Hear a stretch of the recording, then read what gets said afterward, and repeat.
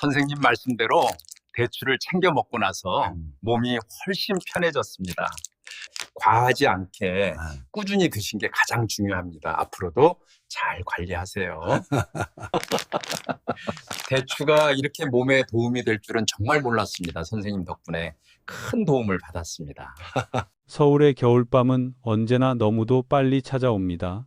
저녁 6시를 조금 넘겼을 뿐인데 창밖은 이미 짙은 어둠에 잠기고 앙상하게 잎을 떨군 나무들 사이로 매서운 찬바람이 휙휙 스쳐 지나가며 바스락거리는 소리를 냅니다. 그런 소리를 듣고 있으면 누구나 이불을 더 꼭 끌어당기고 싶어지지요. 제 이름은 이현우, 올해 71살입니다. 저는 아내 박정희와 함께 서울 북쪽 외곽의 오래된 아파트 단지에서 살고 있습니다. 집은 크지 않지만 익숙한 온돌 난방 덕분에 바닥은 늘 따뜻합니다. 그런데 몇 해 전부터 아무에게도 쉽게 말하지 못한 이상한 일이 하나 있습니다. 집이 아무리 따뜻해도 제 몸속은 늘 속부터 차갑게 느껴진다는 것입니다. 밤이면 어김없이 잠을 설칩니다. 어떤 날은 꿈을 꾸기도 전에 아랫배가 묵직하게 당기는 느낌에 눈을 뜨곤 합니다. 조용히 몸을 일으켜 슬리퍼를 신고 화장실로 향합니다. 1번, 2번, 어떤 밤에는 4번까지도요. 다시 침대로 돌아오면 캄캄한 천장을 바라보며 아내의 고른 숨소리를 듣습니다. 그럴 때마다 마음이 무겁게 가라앉습니다. 한국에서 늙는다는 게 정말 이런 걸까? 나이 들면 누구나 야뇨 때문에, 피로 때문에, 뼛속까지 스며드는 이 추위 때문에 하얀 밤을 견뎌야 하는 걸까? 스스로에게 묻게 됩니다. 다음 날 아침, 집 근처 공원에서 김성수 씨나 최영호 씨처럼 또래 친구들과 함께 운동을 하다 보면 늘 비슷한 이야기가 오갑니다. 누구 하나 노골적으로 말하지 않아도 서로의 눈 밑에 드리운 다크서클만 봐도 다 알 수 있지요. 누군가는 웃으며 넘깁니다. 나이 들면 신장이 약해지는 건 당연한 거지. 하지만 제 마음속에서 그 말은 체념처럼 들렸습니다. 국민건강보험공단 통계에 따르면 60세 이상에서 신장 기능 저하 징후를 보이는 사람의 비율이 이미 30%를 넘었고 이 수치는 특히 겨울철에 급격히 늘어난다고 합니다. 더 무서운 사실은 그중 절반 이상이 자신의 신장에 문제가 생기고 있다는 걸 모른 채 지낸다는 점입니다. 초기 증상이 너무도 조용하기 때문이지요. 밤에 자주 소변을 보러 일어나고 쉽게 피로해지며 손발이 차고 발목이 살짝 붓는 정도로 시작되니까요. 저는 그동안 제 식습관이 꽤 건강하다고 믿어왔습니다. 전형적인 한국식 밥상, 붉은 고기는 적게, 채소는 많이, 저녁이면 추위를 핑계로 동네 친구와 함께 재래시장에서 사온 짭짤하게 볶은 해바라기씨나 호박씨를 조금씩 집어먹으며 텔레비전을 보곤 했습니다. 사람들 말처럼 몸에 좋은 간식이라고 생각했지요. 씨알류는 영양이 풍부하다고들 하니까요. 하지만 바로 그런 사소한 습관들이 제 신장을 서서히 벼랑 끝으로 몰아가고 있었다는 사실은 전혀 알지 못했습니다. 한의학에서는 한국의 겨울을 신장의 계절이라고 말합니다. 신장은 생명의 뿌리이자 생명 에너지를 저장하는 곳으로 여겨집니다. 신장이 약해지면 몸은 열을 붙잡아 두지 못하고 잠은 흐트러지며 마음과 기운도 함께 무너집니다. 예전에 만났던 내과 의사 이준호 선생님은 제게 이런 말을 남겼습니다. 고령 환자분들 중에는 큰 병 때문에 신장이 망가지는 경우보다 수년간 잘못된 식습관, 특히 겨울철에 잘못된 음식 선택 때문에 신장이 서서히 나빠지는 분들이 훨씬 많습니다. 어떤 아침에는 거울 앞에 서서 예전보다 창백해진 얼굴, 생기가 빠진 눈빛을 바라보게 됩니다. 그러면 저보다 3살 많은 사촌형, 박민수 형이 떠오릅니다. 한때는 누구보다 건강하던 사람이었지만 야뇨와 다리 부종으로 시작해 결국 정기적으로 투석을 받게 되었지요. 알고 보니 형의 생활 습관도 저와 크게 다르지 않았습니다. 추위를 이긴다며 짭짤한 견과류나 마른 음식을 즐겨 먹으면서 그것이 신장에 얼마나 큰 부담을 주는지는 전혀 생각하지 않았던 겁니다. 이런 아주 현실적인 이야기들을 계기로 저는 한국의 겨울철에 노년층이 즐겨 먹는 익숙한 견과류와 신장 건강 사이의 관계를 진지하게 파고들기 시작했습니다. 잘못 먹으면 신장에 부담을 주고 혈압을 올리며 몸에 수분을 쌓이게 만드는 견과류가 있다는 사실을 알게 되었을 때 적잖이 놀랐습니다. 동시에 수백 년 동안 한국의 부엌을 지켜온 소박하고 값싼 전통 식재료들 가운데 올바르게 섭취하면 신장을 따뜻하게 하고 야뇨를 줄이며 혈액 여과 기능을 도와줄 수 있는 음식들도 있다는 것을 알게 되었습니다. 이 이야기를 통해 저는 누구를 겁주고 싶은 마음은 없습니다. 다만 제 자신의 경험과 제 주변 사람들의 이야기를 솔직하게 전하고 싶을 뿐입니다. 나이가 들며 누구나 마주하게 되는 아주 현실적인 두려움, 스스로의 몸을 더 이상 마음대로 통제할 수 없게 될지도 모른다는 두려움, 잠 못 이루는 긴 밤에 대한 두려움, 그리고 언젠가는 자식들에게 짐이 될지도 모른다는 두려움 말입니다. 저는 많은 한국인들이 매일 아무 생각 없이 먹고 있는 신장을 더 약하게 만들 수 있는 3가지 견과류에 대해 이야기할 것이고, 동시에 지치고 힘든 신장이 겨울을 무사히 넘길 수 있도록 도와주는 3가지 소중한 음식도 함께 나누려 합니다. 지금 이 이야기를 들으며 혹시 자신의 모습이나 부모님 혹은 사랑하는 누군가가 떠오른다면 부디 그냥 지나치지 마시길 바랍니다. 제가 앞으로 전할 내용은 멀고 어려운 이론이 아니라 매일의 밥상과 부엌, 그리고 각 가정의 작은 습관과 아주 밀접한 이야기입니다. 신장을 서서히 망가뜨리는 흔한 실수는 무엇인지, 그리고 노년의 건강을 지키기 위한 올바른 선택은 무엇인지 알고 싶다면 이 이야기를 끝까지 함께 해주세요. 그리고 이 정보가 당신이 아끼는 누군가에게 도움이 될 수 있다고 느껴진다면 망설이지 말고 나눠주세요. 팔로우와 구독을 눌러 다음 이야기도 놓치지 않으시길 바랍니다. 더 깊이 알고 싶은 분들은 아래에 댓글로 숫자 1을 남겨주세요. 겨울에도 평온한 노년을 지키기 위한 신장 관리의 여정에 제가 기쁘게 함께하겠습니다.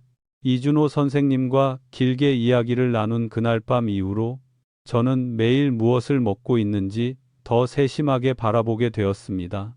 그리고 하나의 두려운 사실을 깨달았습니다.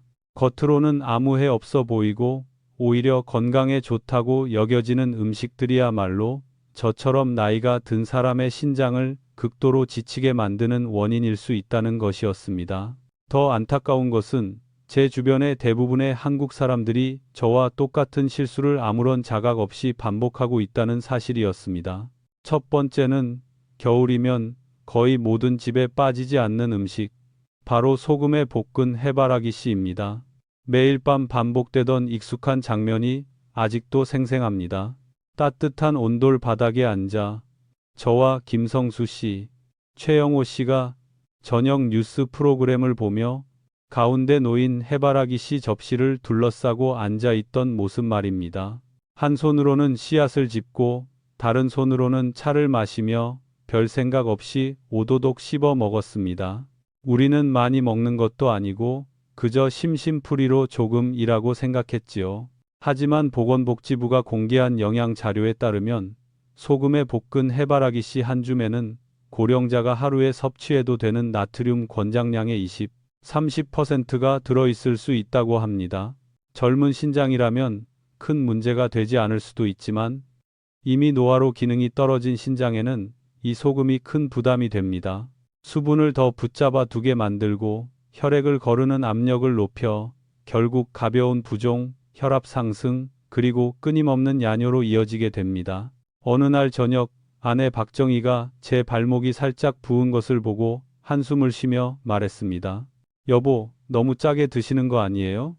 저는 대수롭지 않게 웃어 넘겼습니다. 하지만 시간이 지나고 나서야 그것이 단순히 입맛의 문제가 아니라 신장의 생명과 직결된 문제였다는 걸 알게 되었습니다. 대한신장학회의 통계에 따르면 초기 신부전 환자의 60% 이상이 오랜 기간 짠 음식을 섭취해온 습관을 가지고 있었고, 그 중에서도 소금에 볶은 견과류는 식사로 인식되지 않아 가장 많이 간과되는 나트륨 공급원이라고 합니다. 두 번째는 맛과 심리를 동시에 속이는 더 위험한 음식입니다. 바로 설탕이나 꿀로 코팅한 군밤입니다. 한국의 겨울 어느 전통시장을 지나가도 달콤하고 고소한 군밤 냄새를 맡을 수 있지요. 저 역시 손주를 주려고 사왔다가 몇 알쯤은 자연스럽게 입에 넣곤 했습니다. 그 달콤함은 추위 속에서 사람을 금세 따뜻하고 편안하게 만들어줍니다. 하지만 이준호 선생님은 특히 고령자, 그 중에서도 혈당이 높거나 당뇨 전 단계에 있는 사람에게 이 달콤한 밤이 매우 위험할 수 있다고 말했습니다. 농축된 당분이 대사를 어지럽히고 신장이 처리해야 할 당대사 부산물을 크게 늘리기 때문입니다. 질병관리청의 최근 보고에 따르면 65세 이상 인구의 약 40%가 다양한 정도의 혈당 이상을 가지고 있으며 이들이 당분이 많은 음식을 자주 섭취할 경우 신부전 위험은 2배 이상 높아진다고 합니다. 저는 사촌형 박민수가 매일 밤 몸 좀 따뜻하게 하려고라며 달콤한 밤을 몇 개씩 먹던 모습을 직접 보았습니다. 형은 살도 찌지 않았고 밥도 많이 먹지 않았기에 누구도 혈당이 높을 거라 생각하지 않았습니다. 하지만 어느 순간부터 쉽게 피로해지고 갈증이 심해지며 밤에 소변을 참지 못하게 되었습니다. 병원을 찾았을 때는 이미 신장이 심하게 손상된 상태였습니다.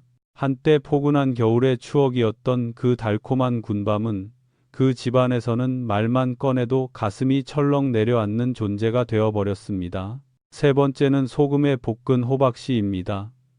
많은 한국의 어르신들이 전립선과 신장에 좋다고 믿고 있는 음식이지요. 사실 호박씨 자체가 나쁜 것은 아닙니다. 문제는 과도한 섭취와 잘못된 타이밍입니다. 호박씨에는 칼륨과 인이 비교적 많이 들어 있습니다. 신장 기능이 정상인 사람이라면 배출할 수 있지만 신장이 약해진 고령자, 특히 70세 이상에서는 이 미네랄들이 혈액 속에 쌓이기 쉽습니다. 그 결과 쉽게 피로해지고 가벼운 심장 리듬 이상이 생기며 야뇨 증상도 더 심해질 수 있습니다. 최근 국내 의학 학술지에 실린 연구에 따르면 초기 신부전 환자의 절반 이상이 견과류와 건조식품에서 섭취하는 칼륨 조절에 대한 경고를 제대로 받지 못하고 있다고 합니다. 가장 가슴 아픈 사실은 이 세 가지 음식이 결코 독은 아니라는 점입니다. 다만 아무 생각 없이 매일같이 수년 동안 반복해서 먹을 때 비로소 신장에 적이 됩니다. 겨울이면 따뜻한 집안에 모여 앉아 마른 음식과 견과류를 조금씩 집어먹으며 이야기를 나누는 것이 한국의 익숙한 풍경입니다. 바로 그 익숙함 때문에 우리는 경계를 풀어버립니다. 텔레비전 앞에 작은 접시 하나가 신장을 벼랑 끝으로 몰아갈 수 있으리라고는 아무도 생각하지 않기 때문입니다. 이 사실을 깨달았을 때 저는 두려움과 분노를 동시에 느꼈습니다. 너무 오랫동안 제 신장이 홀로 버텨왔다는 사실이 두려웠고 밤잠을 설치는 일, 다리가 붓는 신호, 뼛속에서부터 올라오는 냉기를 나이 탓이라며 외면해온 제 자신이 원망스러웠습니다. 그리고 마음속으로 확신했습니다. 이대로 침묵하고 이것을 노화의 당연한 과정으로 받아들인다면 언젠가는 저 역시 박민수 형과 같은 길을 걷게 될 것이라는 것을요. 지금 이 이야기를 들으며 집 안에 늘 놓여있는 그 익숙한 견과류 접시가 떠오른다면 잠시 멈춰서 보시길 바랍니다. 겁을 먹으라는 뜻이 아닙니다. 다만 정신을 차리자는 것입니다. 왜냐하면 이제부터 저는 신장이 잠시라도 쉴 수 있게 해주고 따뜻하게 보듬어주며 혹독한 겨울 속에서도 서서히 회복을 도와줄 수 있는 다른 선택들에 대해 이야기하려 하기 때문입니다. 어쩌면 오늘의 아주 작은 변화 하나가 당신 자신이나 당신이 사랑하는 누군가의 노년 전체를 지켜줄 수도 있을 테니까요. 혼란과 두려움의 나날이 지나간 뒤 나는 아주 현실적인 질문 하나를 스스로에게 던지기 시작했다. 조용히 신장을 지치게 만드는 것들이 있다면 그 반대로 신장을 부드럽게 쉬게 하고 회복을 도와주는 것들도 있지 않을까 하는 물음이었다.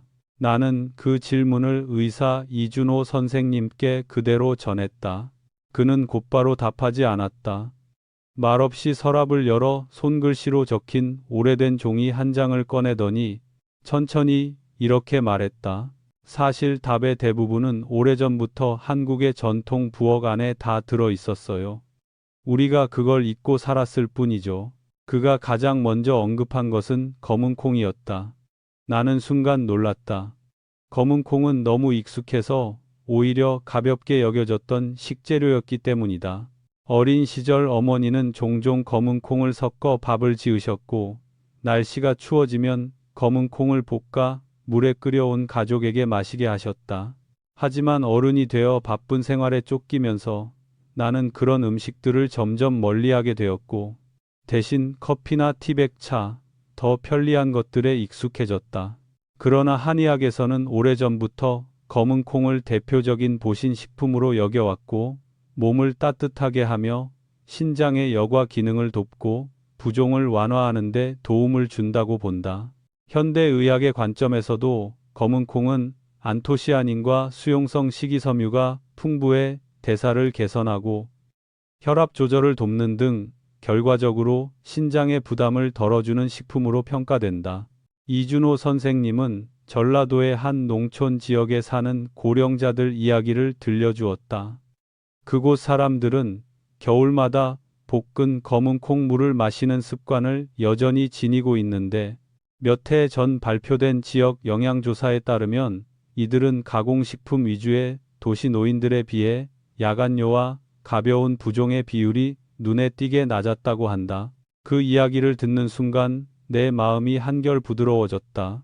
우리가 필요한 것은 비싼 약이 아니라 어쩌면 아주 단순한 것들로 돌아가는 일일지도 모른다는 생각이 들었다. 그래서 나도 직접 실천해 보기로 했다.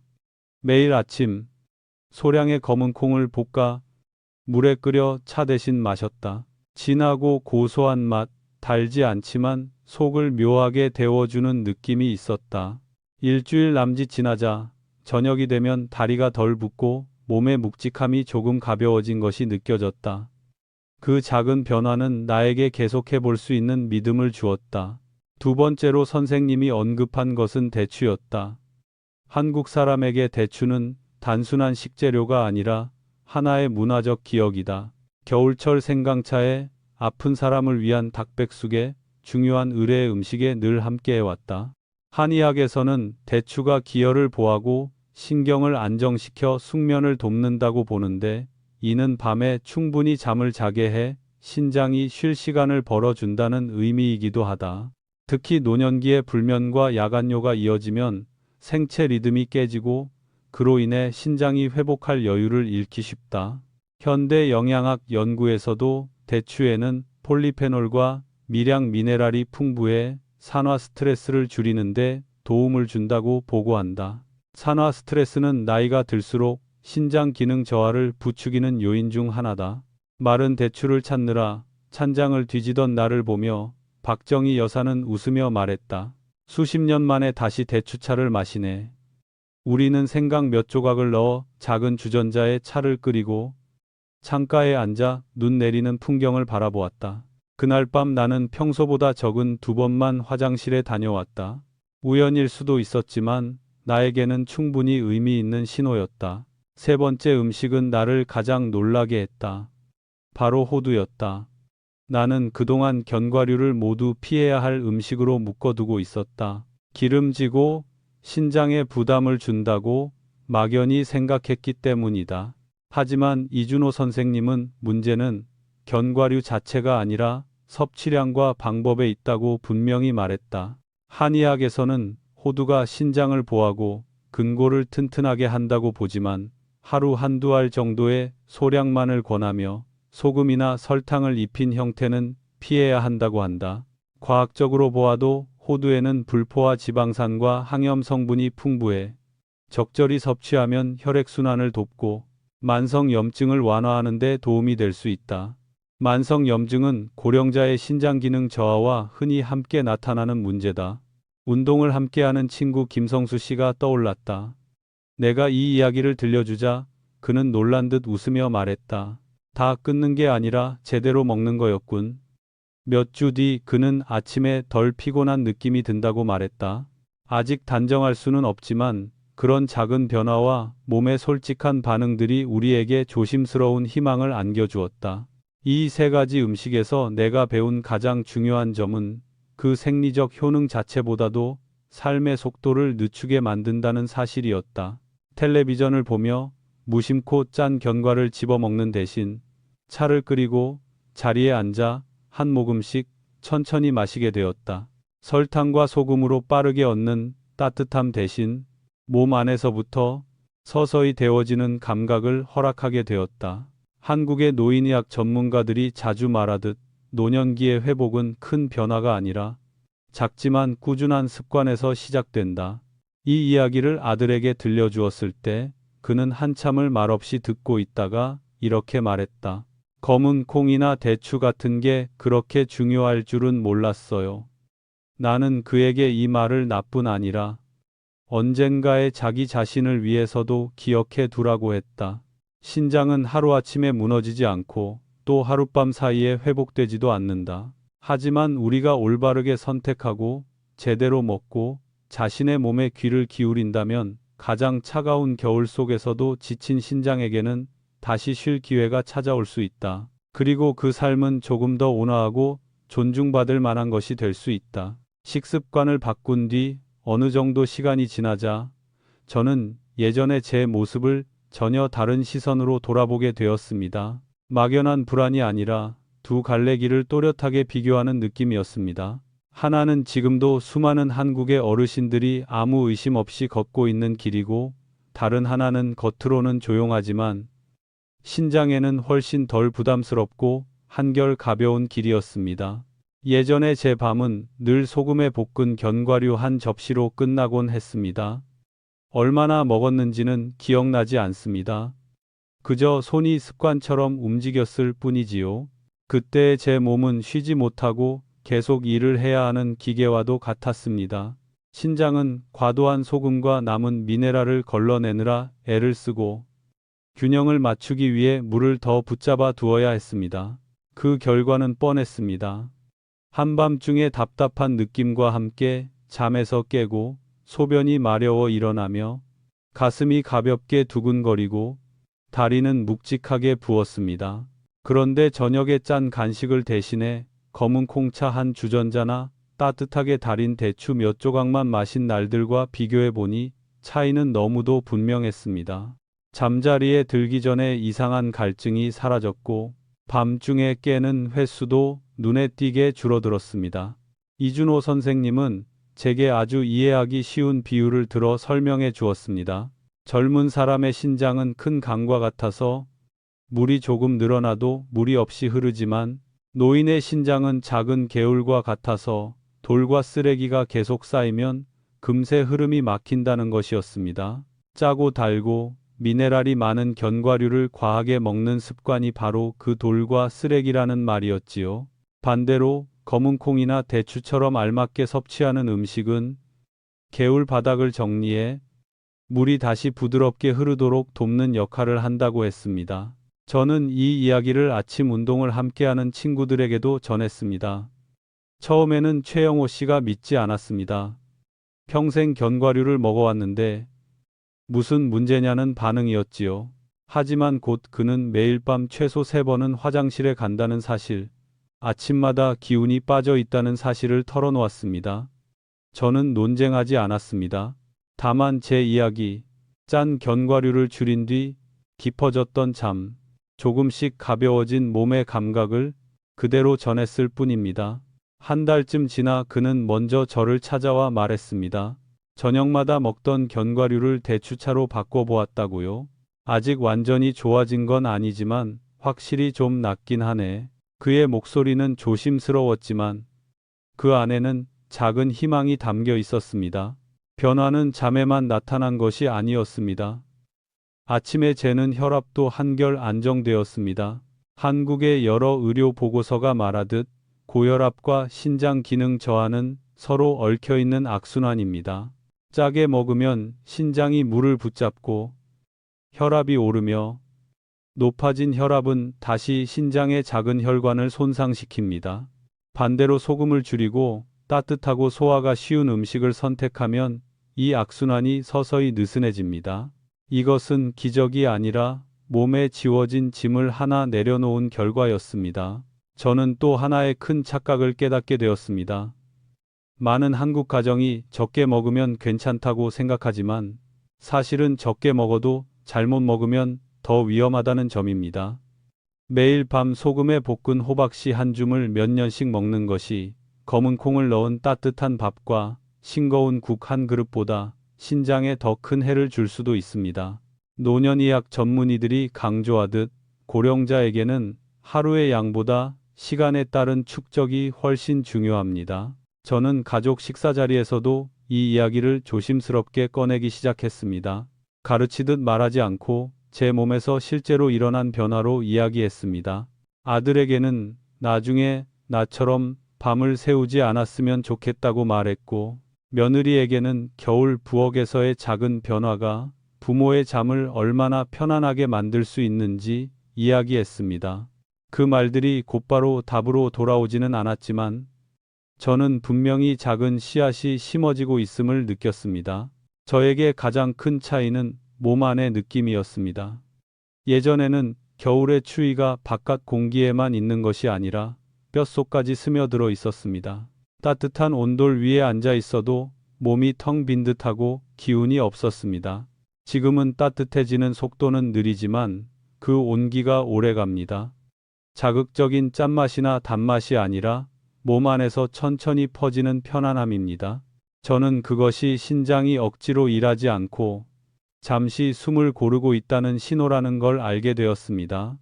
이 이야기를 들으며 무엇을 믿어야 할지 망설이고 있다면 저는 단 한 가지만 권하고 싶습니다.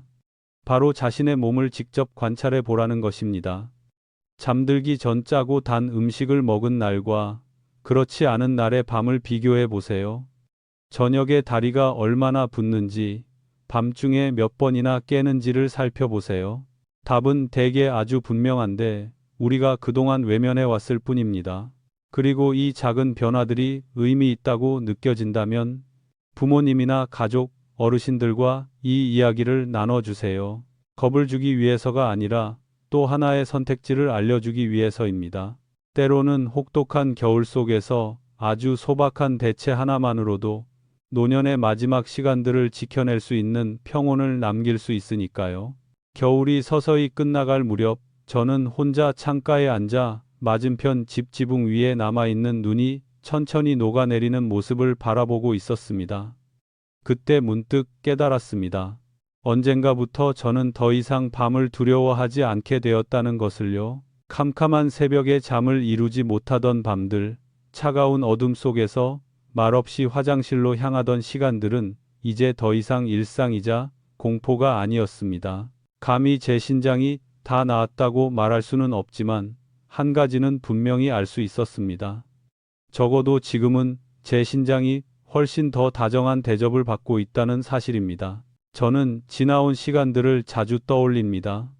그동안 아무렇지 않게 여겨왔던 수많은 작은 습관들, 한 줌의 짠 견과류, 몇 입의 달콤한 간식들 말입니다. 그 순간에는 몸을 따뜻하게 해주는 것 같았지만 결국 긴 시간에 걸쳐 남긴 것은 무거운 부담이었습니다. 무엇보다도 가장 마음 아픈 사실은 우리가 건강의 가치를 대개 그것이 우리 곁을 떠나기 시작한 뒤에야 깨닫는다는 점입니다. 신장은 아프다고 소리치지 않습니다. 불평도 하지 않습니다. 그저 묵묵히 견디다가 더 이상 버틸 수 없을 때 비로소 신호를 보낼 뿐입니다. 저는 병상에 누워 저를 바라보며 힘없이 웃던 박민수 형의 얼굴을 떠올립니다. 조금만 더 일찍 알았더라면 하고 말하던 그 한마디는 오랫동안 제 마음을 떠나지 않았습니다. 신부전은 갑작스러운 사고가 아닙니다. 수년, 수십 년 동안 쌓인 아주 사소한 선택들의 결과입니다. 그렇기에 우리가 제때 멈출 수만 있다면 늦출 수도 있고 어쩌면 피할 수도 있는 병이기도 합니다. 제가 나눈 이야기는 결코 대단한 비법이 아닙니다. 신장을 지치게 만드는 것들을 조금 덜어내고 쉬게 해주는 것들을 조금 더하는 것뿐입니다. 검은 콩, 대추, 그리고 올바르게 먹는 몇 알의 호두. 모두 전통시장 어디에서나 구할 수 있는 소박하고 값비싼 것도 아닌 음식들입니다.